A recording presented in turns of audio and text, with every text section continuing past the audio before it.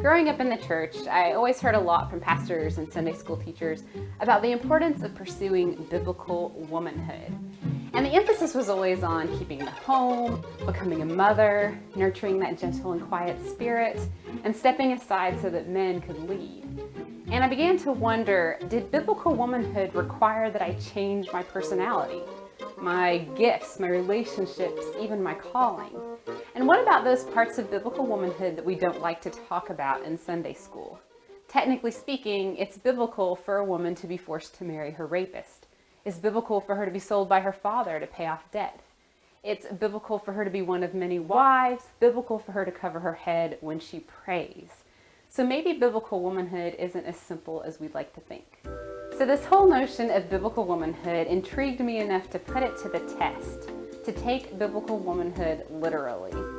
And so in true Julie and Julia fashion, I embarked on a radical year-long experiment, a year of biblical womanhood. Sure, this involved honing my domestic skills a la Proverbs 31, but it also involved some really crazy tasks. For instance, Leviticus 15 stipulates exactly how a woman should behave during her period.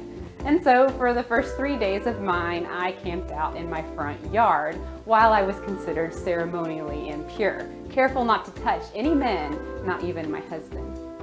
And 1 Corinthians 11 teaches that a woman who prays without her head covered disgraces her head. And so I had to keep a head covering on my person at all times so I'd be ready to cover my head should I pray. Proverbs 31:23 says that a virtuous woman's husband is praised at the city gate. So I took that literally and made a sign and praised my husband at the entrance to our town. I grew out my hair, I learned how to cook, I quit gossiping, I celebrated the Jewish holidays, I even had to babysit a computerized baby. Some of these experiments were fun, some of them were meaningful, some of them were absolutely horrible. Am I really supposed to believe that the overwhelming majority of people to have lived on this earth never even had a chance at salvation?